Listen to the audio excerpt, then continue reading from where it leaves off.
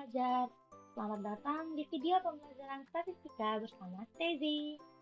Hari ini kita akan membahas tentang cara mengolah data menjadi informasi yang berguna dengan menggunakan tabel distribusi frekuensi dan histogram. Jadi, pastikan kalian untuk tetap fokus dan siap untuk belajar. Mari kita mulai pembelajaran kita hari ini. Distribusi frekuensi adalah suatu tabel yang digunakan untuk menggambarkan distribusi data berdasarkan frekuensi atau jumlah data yang masuk dalam setiap kelas atau interval. Jika jumlah datanya banyak, lebih mudah menyajikan dalam bentuk kelompok-kelompok tertentu yang disebut kelas. Setiap kelas memiliki jumlah data yang disebut frekuensi.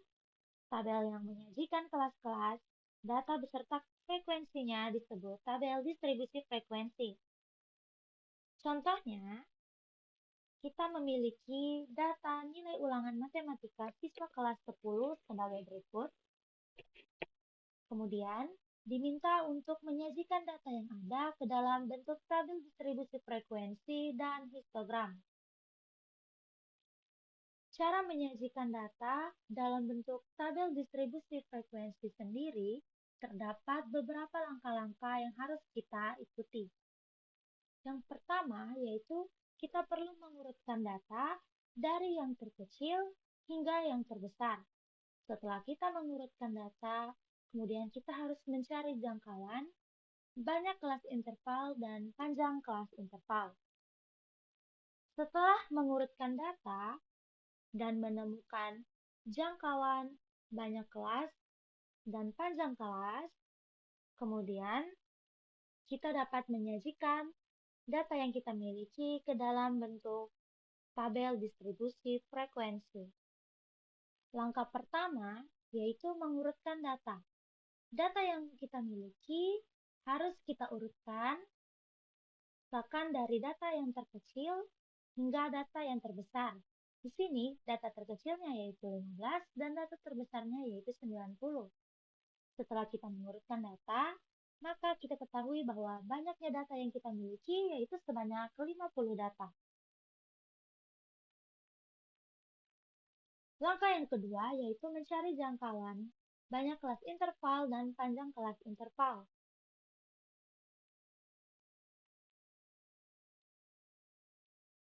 Jangkauan atau yang biasa kita sebut range merupakan selisih dari data terbesar dan data terkecil. Sehingga misalkan dalam data yang kita miliki, data terbesarnya yaitu 90 dan data terkecilnya yaitu 15. Maka nilai jangkauannya yaitu 90 dikurangi 15, hasilnya 75. Jadi jangkauan yang kita miliki yaitu 75. Kemudian, untuk mencari banyak kelas intervalnya, kita gunakan rumus 1 tambah 3,3 log n, di mana n adalah banyaknya data. Tadi kita telah ketahui bahwa banyaknya data yang kita miliki adalah 50. Maka, untuk kelas interval atau K sama dengan 1 tambah 3,3 log 50. Nilai n-nya kita ganti dengan 50. Kemudian, kita hitung logaritma dari 50 itu berapa, menghasilkan 1,69. Sehingga 3,3 dikali 1,69 yaitu 5,61. 1 ditambah 5,61 yaitu 6,61. Untuk membuat kelas interval, nilainya tidak boleh desimal. Maka, hasil dari kelas interval yang desimal ini kita dapat bulatkan. Karena di belakang koma, angka di belakang koma ini lebih besar daripada 5, maka kita melakukan pembulatan ke atas, sehingga nilai kelas intervalnya yaitu 7. Nah, jadi banyaknya kelas yang harus kita buat nanti itu, yaitu ada 7 kelas. Kemudian, yang terakhir kita cari panjang kelas interval. Cara mencari panjang kelas interval itu dengan membagi jangkauan atau range tadi dengan banyaknya kelas interval atau K. Sehingga kita dapatkan nilai range tadi adalah 75 dan banyak kelas interval adalah 7. Untuk panjang interval sendiri yaitu 75 dibagi dengan 7 menghasilkan 10,7. Sekali lagi, untuk nilai panjang interval tidak boleh dalam bentuk desimal, sehingga kita perlu melakukan pembulatan karena angka di belakang komanya 7, di mana lebih besar dari 5, sehingga kita melakukan pembulatan ke atas, mendapatkan nilai panjang intervalnya adalah 11. Setelah kita mengurutkan data, mencari jangkauan, menemukan banyak kelas interval dan panjang kelas interval, sekarang kita perlu membuat tabelnya. Nah, dalam tabel kita perlu membuat kolom nomor, kolom nilai, dan kolom frekuensi. Kolom nomor sendiri diisi dengan banyaknya kelas yang akan kita buat. Ada 7 kelas, jadi maksudnya 7 kelas itu data nanti dikelompokkan ke dalam 7 rentang data. Untuk menentukan nilai dari kelas pertama, kita ambil data terkecil sebagai batas bawah kelas. Data terkecilnya yaitu 15.